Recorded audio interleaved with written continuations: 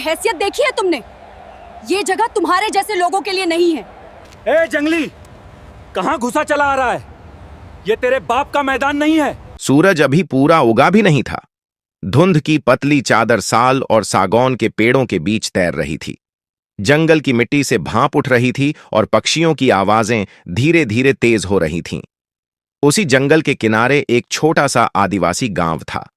10-12 मिट्टी के घर, छत पर खपरेल, दीवारों पर हाथों से बनाए गए सफेद और लाल चित्र। उसी गांव में रहता था 21 साल का लड़का। उसका नाम था कर्ण। कर्ण के पैरों में कभी जूते नहीं रहे। बचपन से नंगे पैर ही जंगल की पगडंडियों पर दौड़ता आया था।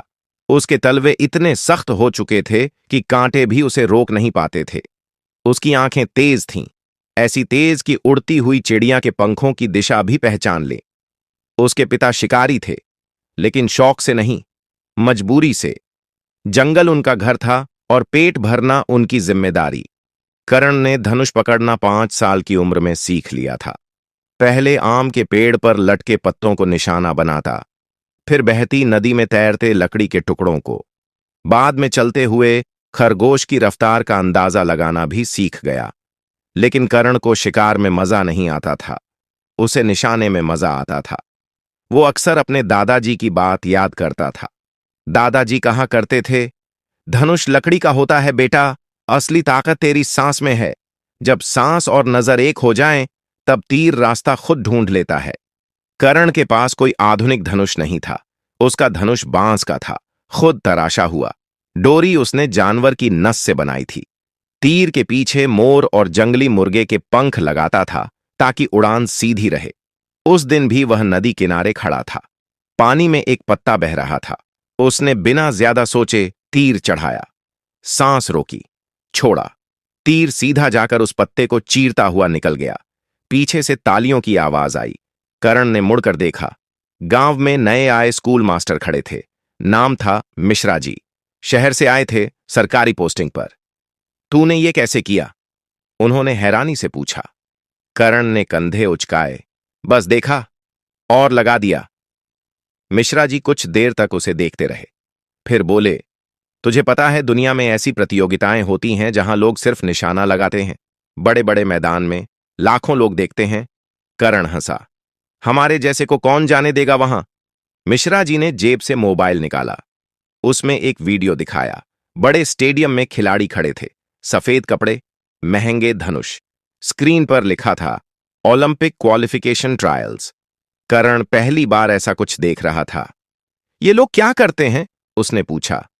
तीरंदाजी, मिश्रा जी बोले, लेकिन तेरे जैसे नहीं, मशीनों के सहारे। हवा नापते हैं, दूरी नापते हैं।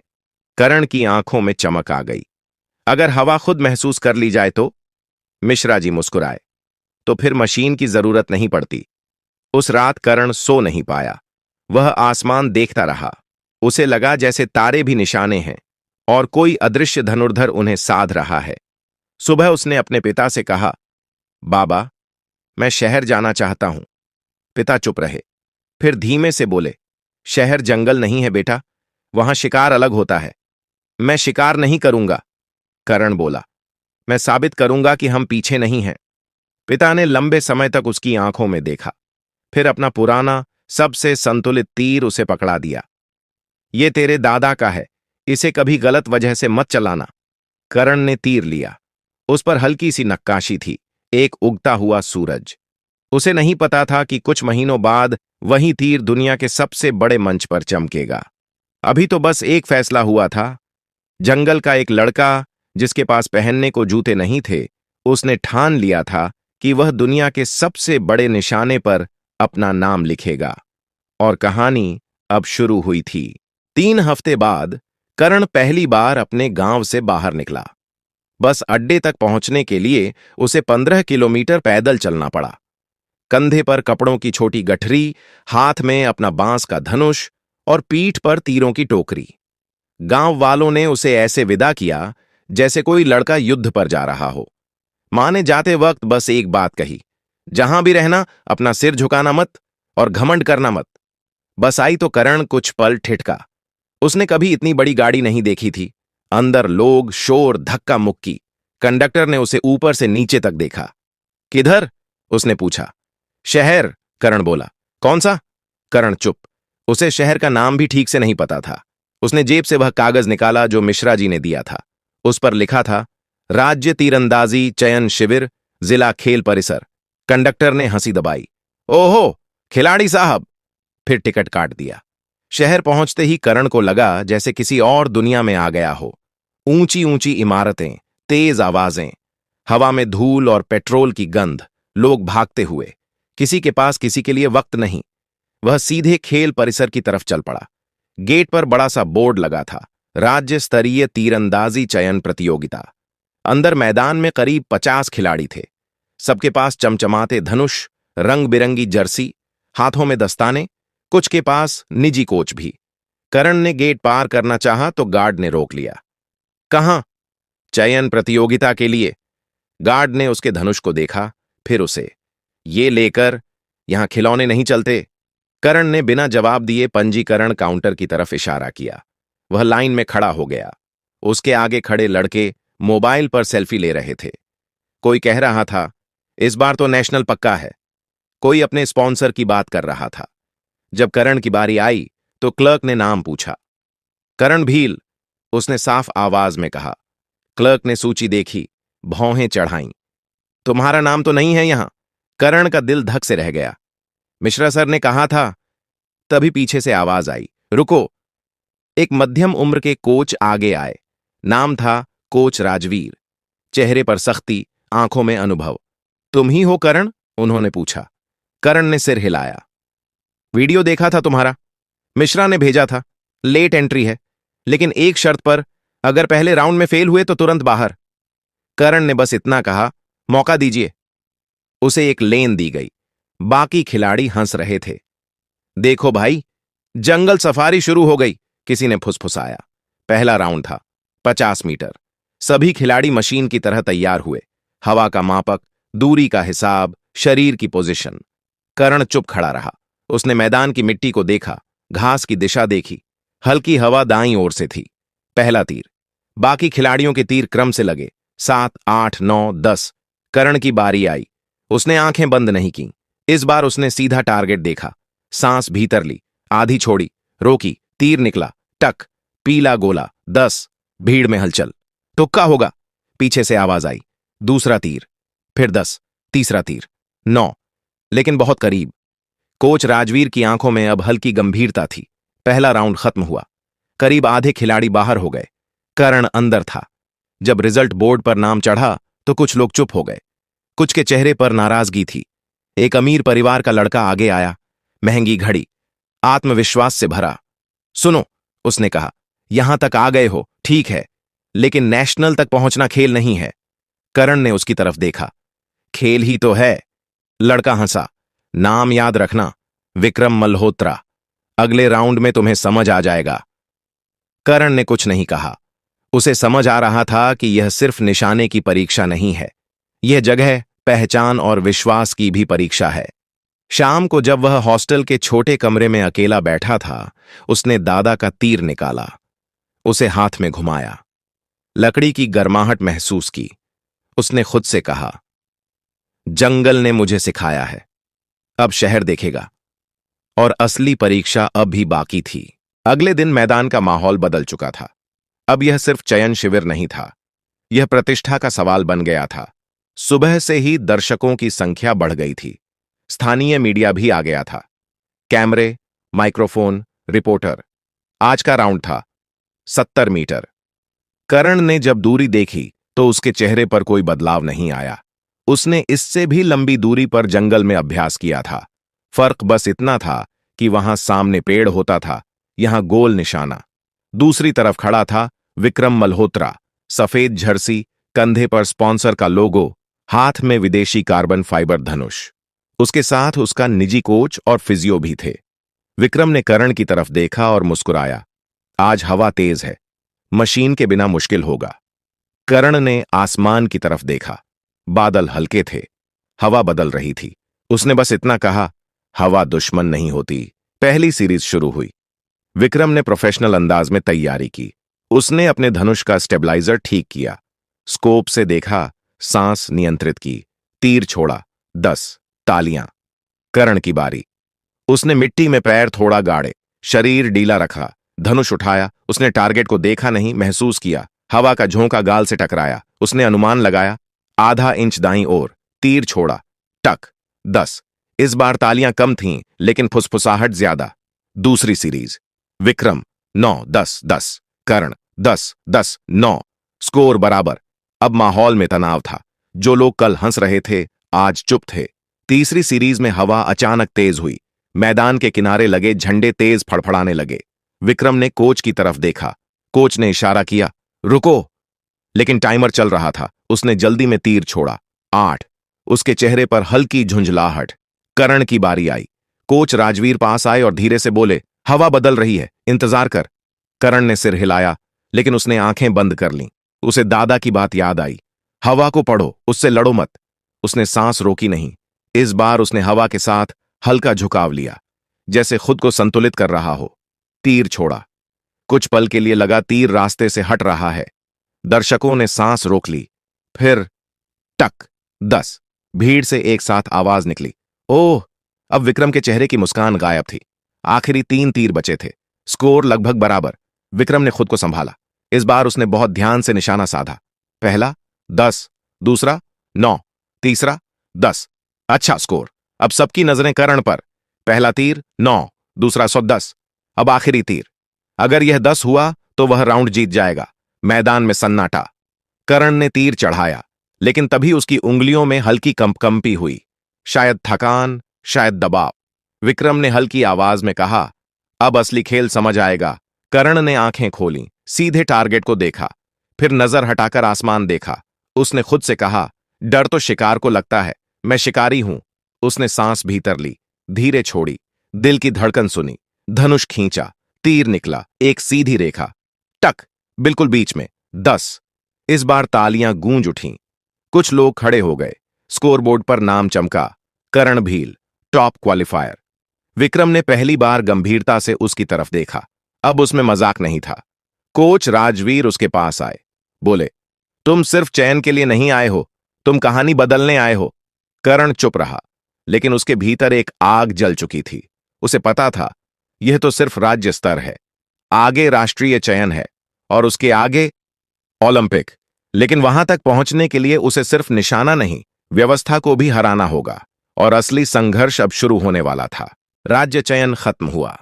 मीडिया ने अगले दिन अखबार में छोटी सी हेडलाइन छापी, जंगल से आया युवक बना टॉप क्वालिफायर। लेकिन जहां अखबार में जगह मिली, वहीं फाइलों में जगह कम पड़ गई। 3 दिन बाद राष्ट्रीय चयन की आधिकारिक सूची जारी हुई। कोच राजवीर ने सुबह सुबह करण को बुलाया, आओ देखो नाम आया होगा। दोनों ने नोटिस बोर्ड देखा। सूची लंबी थी, नाम एक एक करके पढ़े गए। विक्रम मल्होत्रा चयनित, राहुल सिंह चयनित, आदित्य मेहरा चयनित, करण नहीं। करण की आंखें कुछ सेकंड तक वहीं अटकी रहीं। फिर उसने दोबारा पढ़ा, फिर तीसरी बार। नाम सच में नहीं था। सर, उसकी आवाज धीमी थी। राजवीर का चेहरा सख्त हो गया। यह संभव नहीं है, तुम टॉप क्वालिफायर थे। उन्होंने तुरंत फेडरेशन ऑफिस का रुख किया। अंदर ऐसी कमरा, बड़ी कुर्सियां, दीवार पर नेताओं और खिलाड़ियों की फोटो। एक अधिकारी ने फाइल पलटते हुए कहा, देखिए, तकनीकी कारणों से कुछ बदलाव हुए हैं। चयन सिर्फ स्कोर पर नहीं होता, अनुभव, रैंकिंग, बैकग्राउंड सब देखा जाता है। बैकग्राउंड? राजवीर की आवाज खड़ी हो गई। खेल में बैकग्राउंड कब से देखने लगे? अधिकारी ने कंधे उचकाए। नियम यही है। करण चुप खड़ा था। उसने कमरे के शीशे में खुद को देखा। सादा कुर्ता, हाथ में बांस का धनुष। उसे पहली बार समझ आया, असली निशाना टारगेट पर नहीं, पहचान पर है। बाहर निकलते ही राजवीर बोले, हार मानने का सवाल ही नहीं, अपील करेंगे। करण ने धीरे से पूछा, अगर फिर भी न हुआ तो? राजवीर रुके, तो तू और बेहतर खेलेगा, इतना बेहतर कि कोई नाम काट ना सके। उस रात करण अकेला मैदान में गया। अंधेरा था, स्टेडियम की लाइटें बंद, बस एक छोटा सा बल्ब जल रहा था। उसने 70 मीटर दूर टारगेट लगाया, बिना दर्शक, बिना तालियां, बिना कैमरे। उसने लगातार 20 तीर चलाए, 17 बार 10, 3 बार 9। उसकी उंगलियां छिल गईं, हथेली पर खून की हल्की लकीर उभरी, लेकिन उसने रोका नहीं। उसे याद आया गांव, पिता की झुकी पीठ, मां की सूखी हथेलियां, दादा की बात, जब रास्ता बंद मिले तो नया रास्ता बनाओ। अगले दिन सोशल मीडिया पर एक वीडियो वायरल हुआ।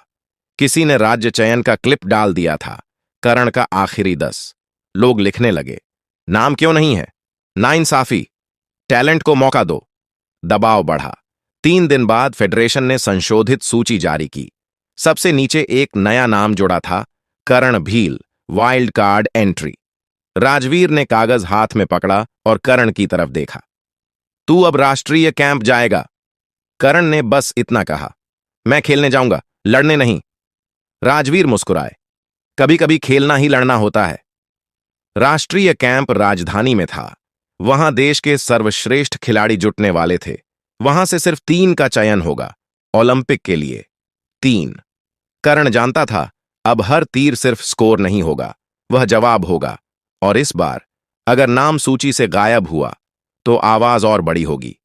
जंगल का लड़का अब व्यवस्था की दीवारों के सामने खड़ा था और वह झुकने नहीं आया था। अंतिम चयन दिवस। स्टेडियम खचाखच भरा था। मीडिया, अधिकारी, पुराने खिलाड़ी, खेल प्रेमी सब मौजूद थे। आज फैसला होना था कि ओलंपिक के लिए देश का प्रतिनिधित्व कौन करेगा। स्कोरबोर्ड पर नाम चमक रहे थे, विक्रम मल्होत्रा, करण भील और तीसरा खिलाड़ी आदित्य मेहरा। तीनों के बीच बेहद कम अंतर था। अंतिम राउंड 70 मीटर का था, 6 तीर, हर तीर भविष्य तय करने वाला। पहली सीरीज शुरू हुई। आदित्य 9-9, विक्रम 10-9, करण 10-10। भीड़ में हल्की गूंज। दूसरी सीरीज में हवा बदल गई। स्टेडियम के एक कोने से तेज क्रॉसविंड आने लगी। इलेक्ट्रॉनिक सेंसर आंकड़े दे रहे थे, लेकिन हवा स्थिर नहीं थी। आदित्य का एक तीर 8 में गया। विक्रम ने खुद को संभाला। 10। अब करण की बारी। उसने हवा को चेहरे पर महसूस किया। यह जंगल जैसी नहीं थी। यहां हवा दीवारों से टकराकर घूमती थी। वह कुछ सेकंड स्थिर खड़ा रहा। कोच वर्मा दूर से देख रहे थे। उन्होंने कोई इशारा नहीं किया। करण ने खुद निर्णय लिया। उसने लक्ष्य से थोड़ा हटकर निशाना साधा। तीर निकला। क्षण भर को लगा चूक गया। फिर टक। 10। अब आखिरी 2 तीर। स्कोर बेहद करीब। विक्रम ने एक 10 और एक 9 लगाया। उसका कुल स्कोर मजबूत था, लेकिन अजेय नहीं। अब करण के हाथ में आखिरी तीर था। अगर वह 9 से कम लगाता तो शायद टीम से बाहर। अगर 10 तो सीधा चयन। स्टेडियम में सन्नाटा था। करण ने दादा का वही पुराना तीर निकाला, उगते सूरज वाली नक्काशी वाला। उसने उसे उंगलियों में घुमाया, जैसे किसी पुराने दोस्त से बात कर रहा हो। उसे अपना गांव याद आया। मां की आवाज, पिता की खामोशी, मिश्रा जी का मोबाइल वाला वीडियो। वह दिन जब उसका नाम सूची से गायब था, उसने खुद से कहा, यह सिर्फ मेरा नहीं है। उसने धनुष खींचा। इस बार उसने आंखें बंद नहीं की, सीधा लक्ष्य देखा। सांस भीतर ली, आधी छोड़ी।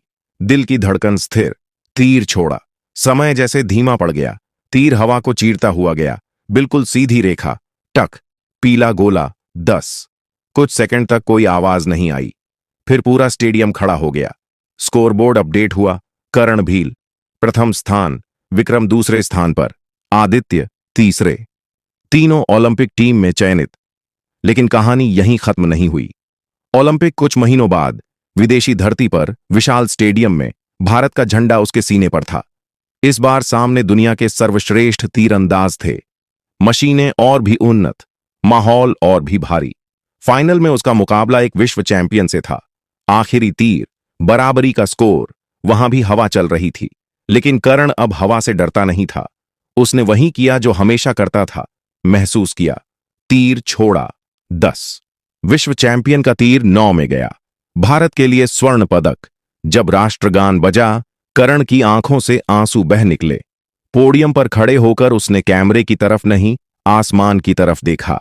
बाद में प्रेस कॉन्फ्रेंस में उससे पूछा गया, आपकी सफलता का राज क्या है, आधुनिक तकनीक या प्राकृतिक प्रतिभा?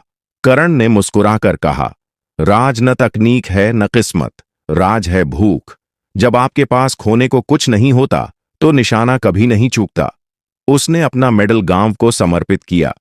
कुछ महीनों बाद उसके गांव में पहली बार पक्की सड़क बनी। एक छोटा खेल प्रशिक्षण केंद्र भी खुला। बच्चों के हाथ में बांस के धनुष थे, लेकिन आंखों में बड़े सपने। करण ने कभी अपना बांस का धनुष नहीं छोड़ा। प्रोफेशनल बो था, लेकिन अभ्यास वह उसी से करता। लोग उसे चैंपियन कहते थे।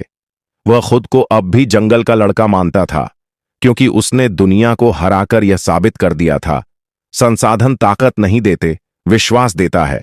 और जब नजर साफ हो तो 70 मीटर नहीं, पूरी दुनिया भी छोटी पड़ जाती है।